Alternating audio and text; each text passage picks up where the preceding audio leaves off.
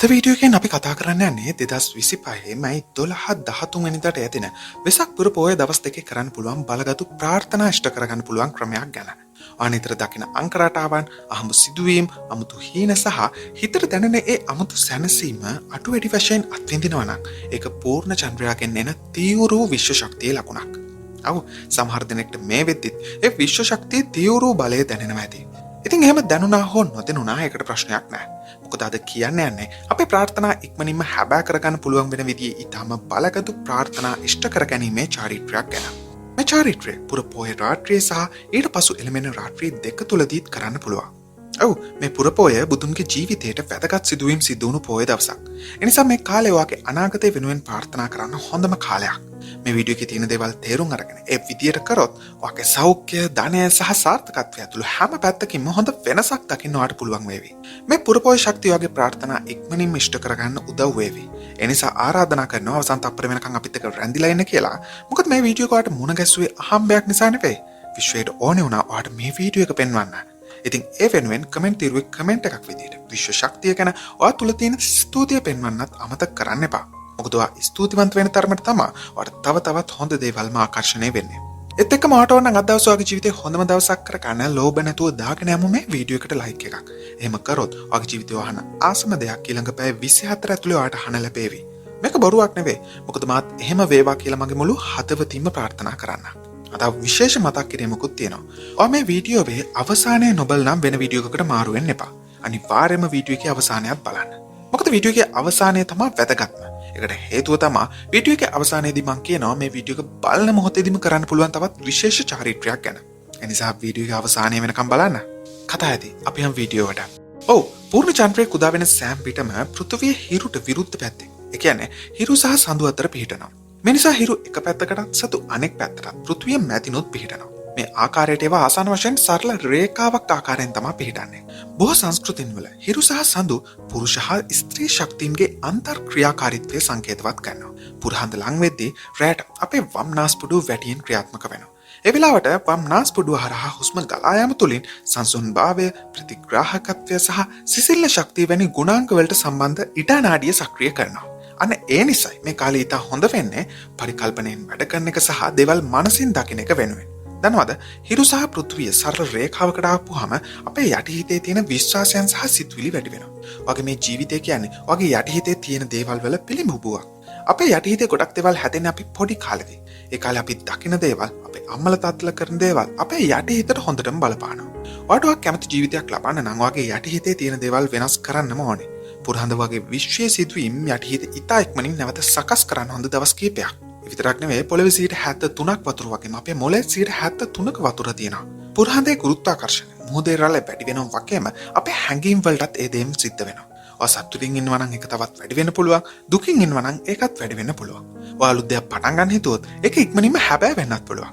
ඒ නිසා පුරහඳ තියෙන වෙලාවට ඔයාගේ හිතේ තියෙන දේවල් ගැන හොඳට හිතන්න. හොඳ දේවල් ප්‍රාර්ථනා කරන්න. ඔව් මම මේ කිව්වේ අපි හැමෝම විශ්වත් එක්ක කොයිතරම් සම්බන්ධ වෙලා ඉන්නවද කියලා ඔයාට පැහැදිලි කරන්න. දැන් අපි බලමු පුර පොය දවසේ ප්‍රාර්ථනා ඉෂ්ට කරගන්න ඒ විශේෂ ක්‍රමය ගැන. මේකට පියවර 6ක් තියෙනවා.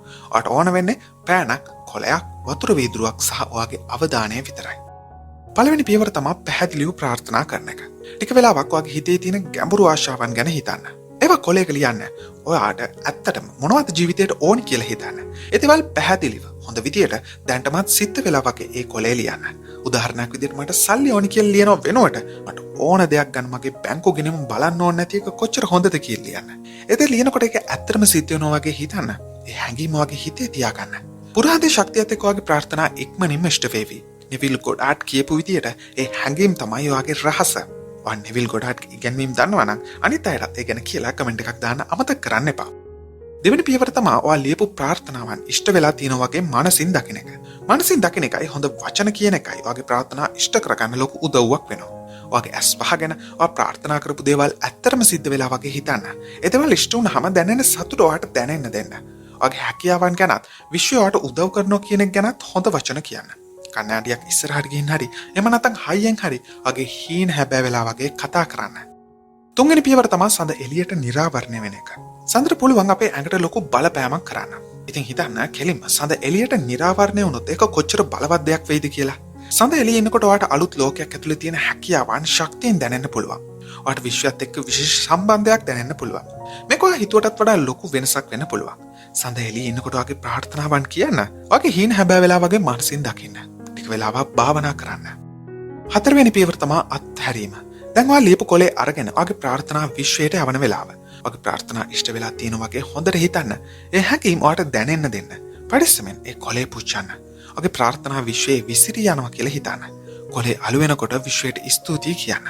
ප්‍රතිඵලය ගැන හිතන්න නැතුව විශ්වයාගේ ප්‍රාර්ථනා හොඳම විදියට ඉෂ්ට කරයි කියලා විශ්වාස කරන්න.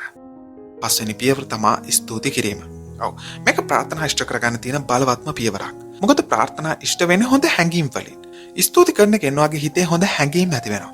ඔයා දුකෙන් ඉන්න වෙලාවක උනත් ඔයාට තියෙන හොඳ දේවල් ගැන හිතුවොත් ඔයාගේ හිතේ සතුටක් ඇති වේවි. ඔයාට දැනට තියෙන දේවල් ගැන ස්තුති කරන්න. ඔයාගේ ප්‍රාර්ථනා ඉෂ්ට වෙනකන් ඉවසන්න. විශ්වය ගැන විශ්වාසය තියන්න. දන්නවද? ස්තුති කරන එක පුදුමාකාර හැඟීමක්. මොකද ඒකෙන් ඔයාට දැනෙනවා ඔයාට හොඳ දෙයක් වෙලා තියෙනවා කියලා. පරිශන වලින් පෙන්නලා තියෙනවා. ස්තුති කරන අයගේ ප්‍රතිශක්තිකරණ පද්ධතිය දවස් 3ක් ඇතුළත 50%කින් වැඩි වෙනවා කියලා. ඒක වෙන්නේ ශරීරයේ ප්‍රතිශක්තිකරණ සෛල නිපදවීම වැඩි වෙන හින්දා. එනිසා ඔයා ඉන්නේ හොඳ පරිසරයක කියලා ඔයාගේ ශරීරයට දැනෙන්න දෙන්න. 6 වෙනි පියවර තමයි ඔයා මුලින්ම තියාගත්ත වතුර වීදුරුව බොන එක. වතුරට අපේ හිතේ තියෙන හැඟීම් වල ශක්තිය උරා ගන්න පුළුවන්. ඔයා මේ ක්‍රියාවලිය පුරාවටම හොඳ හැඟීම් වලින් හිටපු නිසා ඒ ශක්තිය වතුරට ගිහින් තියෙනවා. ඒ විතරක් නෙවෙයි පුරුහඳින් එන ශක්තියත් ඒ වතුරට උරා ගන්නවා. ඔයා ඒ වතුර බිව්වහම ඔයා අරගත්ත හොඳ ශක්තිය ඔයාගේ ඇඟට යනවා. ඒක ඔයාගේ ප්‍රාර්ථනාවන් එක්ක ඔයාව තව තවත් සම්බන්ධ කරනවා. ඉතින් ඒ තමයි ඒ චාරිත්‍රයේ පියවර 6. එතකොට මේ වෙනකම් බලපු අයට මම කියලා දෙන්නම් මේ වීඩියෝ එක බලන බලවත් මොහොතේ කරන්න පුළුවන් විශේෂ චාරිත්‍රය ගැන. ඔව් මම ඒක අවසානයේ වෙනකම් තියන් හිටියේ මේ වෙනකම් බලන්න මේක න විශ්වාසයක් තියන අය විතරක්ම නිසා. ඔව් ඒ ක්‍රමය තමයි ඔයාලට පුළුවන් මේ බලවත් මොහොතේ මේ වීඩියෝ එක බලන මොහොතේ ඔයා තුල ඇති වුණු හැඟීම් වල බලය විශ්වයට යවන්න. ඔයාට ඊළඟ මාස 5-10 ඇතුළත සැබෑ වෙන අවශ්‍ය බලවත්ම අවශ්‍යතාවය මොකක්ද? මං අහන්නේ සේරම හීන ටික ලිව්වොත් පළවෙනියට මෙන්න හීනේ ආසාව නැත්නම් ඒ ඉලක්කය මොකක්ද? ඒක කමෙන්ට් තිරුව ලියන්න. හැබැයි මං කිව්වා වගේම වර්තමාන ස්වරූපයෙන්. කම්මැලි වෙන්න එපා. මේ ධම්ම කමෙන්ට් එකක් දාන්න. ඔව් මං දන්නවා මේ වෙනකම් බලපුවා කොහොමත් එහෙම කෙනෙක් නෙවෙයි කියලා. මේ ක්‍රමය පුරපෝයේ දවස් විතරක් නෙවෙයි ඊට කලින් දවස් දෙකෙත් පස්සේ දවස් දෙකෙත් කරන්න පුළුවන්. මේක කරලා ඉවරුනහම වගේ සාමාන්‍ය වැඩ කටයුතු වලට ආපහු යන්න. එතවාගේ ඉලක්ක වෙනුවෙන් වැඩ කරන එක නවත්තන්න එපා. පුරහඳේ වැඩි ශක්තිය ඔගේ ප්‍රාර්ථනා විශ්වයට ඉක්මනින්ම යවයි. ඔය පුදුම වෙයි ඔගේ ප්‍රාර්ථනා එකින් එක හැබෑ වෙනකොට. මතක තියාගන්න පුරහඳ අපේ හැඟීම් වැඩි කරනවා වගේම අපේ ශක්තියත් වැඩි කරනවා. ඒ නිසා හොඳ දේවල් වලින් ඔයාව වට කරගන්න. ඔයාට සතුටගෙන දේවල් කරන්න. ඔයාව දිරිමත් කරන අයත් එක්ක කාලය ගත කරන්න. ඔයා හොඳ මානසිකත්වයකින් ඉන්නකොට ඔයාගේ ප්‍රාර්ථනා තවත් ඉක්මනින්ම ඉෂ්ට වෙයි. පුරහඳ ඇත්තටම වෙනසක් කරන්න පුළුවන්. ඒ නිසා මේ විශේෂ කාලේ ඔයාගේ හිතේ තියෙන දේවල් ගැන හිතන්න. ඔයාගේ අනාගතය වෙනුවෙන් හොඳ දේවල් ප්‍රාර්ථනා කරන්න. ඔයා විශ්වාස කරන්න. ඔයාගේ හීන හැබෑ කරගන්න වැඩ කරන්න. එහෙනම් මේ වෙනකම් වීඩියෝ එක බලපුවාට බොහොමත්ම ස්තුතියි. තවත් මේ වගේ වීඩියෝ එකකින් මුණ ගැහෙනකම් ඔයාට සුබම සුබ දවසක්. ජය වේවා.